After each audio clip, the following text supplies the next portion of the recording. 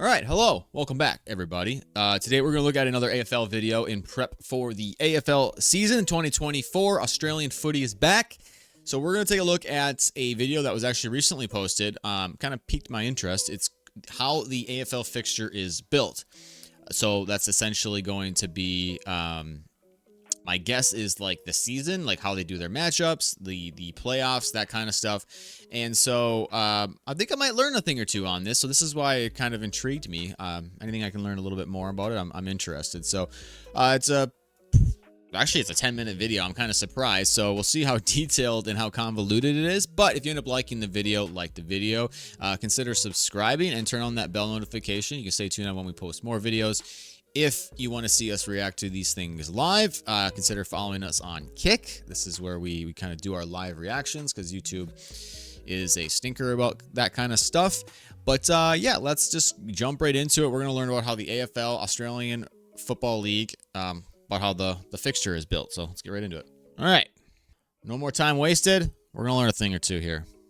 The AFL scheduling problem is almost infinite in size. We have really intense periods of actually building the fixture. Too many meetings and versions to count. We do get a lot of feedback from fans. To try to do it by hand would be essentially impossible. So real quick though, I'm sure it had to have been done by hand at some point, right? Like just like every other sport, fixtures or lineup matchups, you know, at one point for the internet, right? A couple decades ago, I'm sure it was all done by hand. But you're not going to please everybody, right? I'm guessing AI probably has a lot to do with it nowadays. I would imagine. Maybe not. But let's figure this out. Marvel Stadium. I'm Josh Bowler and I'm the head of broadcast operations and scheduling at the AFL, and I'm responsible for creating the fixture each year. Oh boy. It's a lot of pressure on this guy. AFL Studios, because we're about to record a short video to analyse and summarise the fixture for the general public. This has been a process that's taken a couple of months to complete, and so it's a massive relief to get it in the hands of the fans. All right, let's hear it. The fixture release. The countdown to season 2024 is well and truly on. The fixture is here, and the man responsible for delivering it is AFL Head of Broadcast Operations and Scheduling, Josh Bowler. Josh, welcome to you. Thanks, Nat. Thanks for having me. All right, guys, just real quick. You guys know this better than me, all you Australians. What's your thought on Josh here? Is he doing a good job? I wonder how long he's been doing this, too. That's got to be a lot of pressure. Stressful job if you're the one choosing it, picking it, right? My role is to build a fixture that maximises interest in our game, and so whether that's people going to games in person in the crowd or watching it on TV, we want to maximise interest in our sport. It's a lot of time on the phone and it's a lot of analysing of information and details, so it's a great role and process where I get to work with a bunch of people across the industry. My name is Laura Kane. I'm the Executive General Manager of Football at the AFL. We factor in a number of requests from clubs, and every time we make one change, it may be just by one single day or one single time slot, everything else needs to be reassessed and looked at to make sure that it's equitable for all. The way AFL's evolved in time is that it's become a sport that talks to its audience and builds its audience. A key part of that is the fixture, because you can start to, through the use of technology, build out what the people want to see. I imagine this is where AI kind of gets involved. The AFL is made up of 18 teams. Each team will play 23 games. 11 home games, 11 away games, and 1 game at Gather Round, which is an additional round where all games are played in the same state. The fixture sees teams play each other once, leaving an additional 6 games where they will play certain teams a second time. These double matchups are governed by what we call the weighted rule. Once the finals conclude in a season, each team's finishing position will determine who they play in their double matchups the following season. For that reason, no versions of the fixture can be built until the day after the grand final. Okay, so that's interesting. It goes partly based off of the previous year. So you have 6 weighted games, and those are dictated by where you're finishing off in the previous year. That is interesting. It kind of reminds me a little bit of like relegation and other leagues and stuff. I know it's obviously not like specifically that, but the fact that the previous kind of year stuff plays into it. For example, in a lot of American sports, we typically break things out by like conference and divisions, and where you end up playing the same team multiple times, those are based off of your division. So like, just for example, in NFL, let's use the Minnesota Vikings because that's where I grew up. They will play people in their own division twice a year, and then they'll play other teams once. They're not going to play every single team just because there's not enough games in the year. But and the same thing in hockey. Like hockey, they'll play their own division more times than they'll play people in other divisions. So that's how they kind of solve that problem. But it is interesting to see sports kind of use the previous year's results or standings to dictate that. Interesting. The final ladder is divided into thirds: the top 6, middle 6 and bottom 6. Based on finishing position, each team will play 2 to 3 double matchup games against teams in the same grouping, and 1 to 2 games against teams in the alternate 2 groupings. These games are added to each team's schedule and can happen in any order. All the way up into the early 2000s, we were doing the fixture manually. It wasn't until a chance encounter on a bus in the US that we actually met Rick. I can only imagine how stressful it is to do it by hand. Like just you change one thing, you're like, oh, we got it, and then you figure out, oh man, that one's all messed up now, and it's just like, man, it's like a big puzzle. Vancouver. I've been to Vancouver. My name is Rick Stone. I'm the founder of Optimal Planning Solutions, and we assist the AFL with the creation of their fixtures each season. We actually met Simon Gore, who was in charge of fixturing at the AFL at Super Bowl in 2007. The software that we use is a mathematical algorithm-based software, custom built for scheduling, and it's used globally among some of the biggest sporting leagues in the world. Makes a lot sense. of leagues in the past had actually been working with math professors or software professors at local universities. The AFL scheduling problem as a mathematical problem is almost infinite in size. To try to do it by hand would be essentially impossible. Whereas our software can look at every one of the trillions and trillions of different combinations and find the one that best meets the AFL's priorities.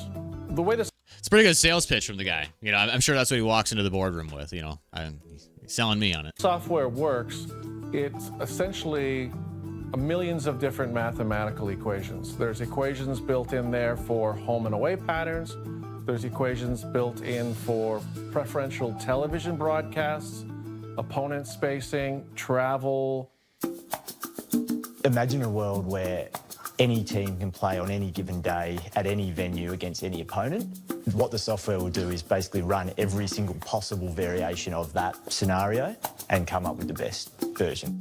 If you think about just a single team playing Bulldoggies. a single round, there are probably 350 different combinations of possible opponents, stadiums, and television broadcasting slots for that team on a given week. That's But then insane. we start to overlay different variables into the software. So, for example, on Anzac Day each year, Collingwood and Essendon play against each other at the MCG.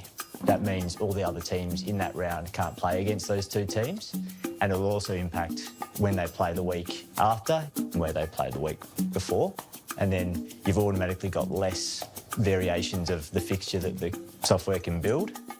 Even when you're trying to schedule a single team over a 24 or 25 round fixture, the number of combinations is around 350 to the power of 25. That's something with probably 60 or 70 zeros behind it, and that's just for a single team. So there's a number of different things we factor.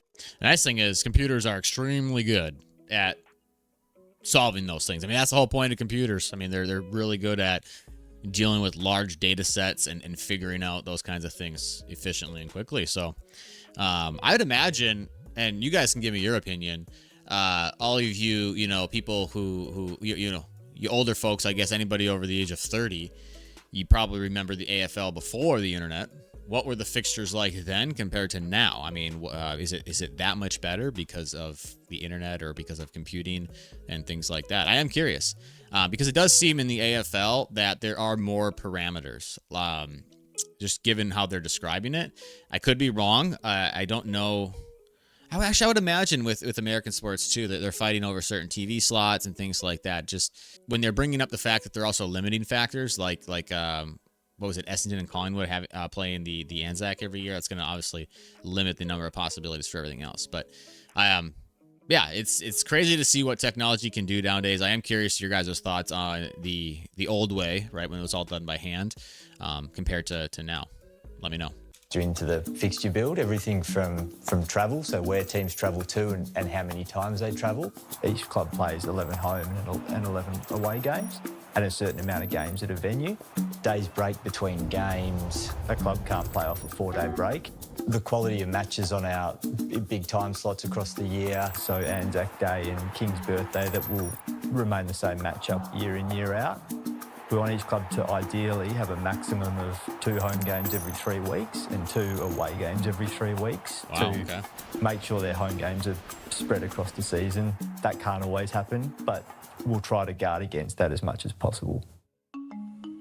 The normal fixturing process for the AFL is usually a window of around 4 weeks.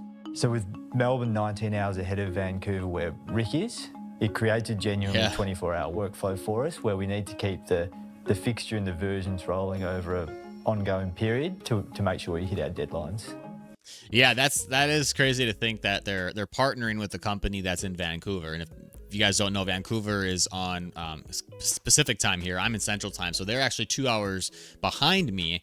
I know that typically, I think it's in Perth, it's like 15 hours ahead of me. So they were mentioning it was like, 17 or 19 hours ahead. I guess it depends on the time of year and the time zones and things like that.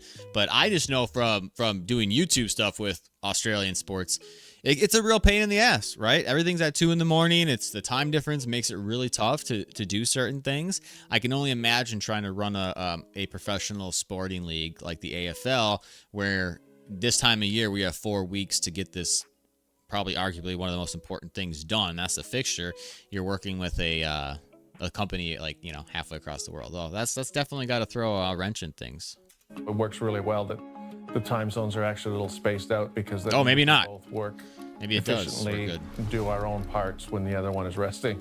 My average day would look like getting up basically as early as I can, because what I want to do is get the next version of the fixture running as early as possible so it can get to Rick before he goes to bed and we can continue the process. Within the first week or so, we start to see fixtures that are at least workable, if not, the best possible fixtures. Josh can analyze the various schedules and then come back to me my following morning and give me some new rules and new things to try to make the fixtures better. I'll wake up a little bit nervously sometimes, waiting to see what's in my inbox and hoping that it's a version that solves a number of the problems from the last version. We're regularly checking in with our executive team, particularly Laura Kane, the EGM of football, just to give a lens from what a football department's looking at. The key things we look for in a fixture at high level is competitive balance. How that plays out is by making sure we adhere really strictly to the weighted rule to give every chance to every club. And fans walk into a ground. What do they call it? Was it the wayshed rule? Is that what he's... Or flick on the TV and think that their team can win. The final 3 weeks or so, it's fine-tuning those fixtures, making improvements, and looking at all kinds of different candidates. The software will produce millions of versions of the fixture, but most of them probably aren't viable. And so I will closely review and analyse probably 40 to 50 versions before we get the version that is the perfect version and the final one. It generally will go down right to the last minute. So we'll be signing off final start times within a day of the fixture release. And then it's all systems go to get it in the hands of the public. We like to think the AFL fixture is really fair. The difficulty is defining what fairness is. Exactly. We always say that if you ask a fan, a player, a coach, and maybe a venue manager from the same club, what are you looking for in the fixture? They're going to come back with completely different ideas in terms of what makes a great fixture for their club. It's very subjective. That's we do sure. get a lot of feedback from fans. It might sound a bit strange, but it's actually a great part of the job because it shows people really care about our game, and you're under no illusions what the public is thinking about any given matter, so you're getting live feedback as it happens. But it's just great to see so many people passionate about football. As far as I know, I think I've got the greatest job in the world. If you would have told me 25 years ago that I could be working on these incredibly fascinating math problems while traveling around the world and attending some of the greatest sporting events in the world, I don't think I would have believed you. It's definitely a sense of relief for me and a lot of people at the AFL, and it's just mainly a exciting moment to get it in the hands of the fans so they can look forward to the big season ahead.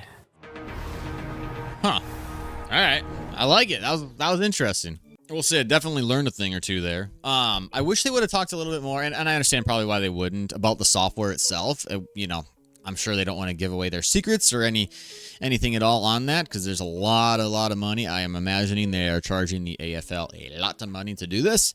But I am curious, just kind of on the more nerdy side, is, you know, how much AI and machine learning it goes into their software currently, and how much it's being implemented. Because, you know, I figure if AI can start to learn what the fans like, what the AFL's preferences are, it can just get more and more efficient at spitting out these fixtures and you know, possibly cutting down on the time and things like that. So just thoughts, and, you know, I know they obviously didn't touch on it a lot, so they very well could be doing that. But yeah, it was a good video. I definitely learned a lot. Definitely paused it a lot, so I apologize, but I do like to kind of discuss things as I'm listening to it to kind of get a better grasp on it. But yeah, what are your thoughts on the AFL fixture this year? Are you happy? Are you disappointed? Do you think that this guy, I think his name is Josh, he's doing a good job? What do you think on the old way of doing things for all of you, what do they call them, boomers now, or anybody over the age of 30 when they were doing it by hand in the past? What do you think of that?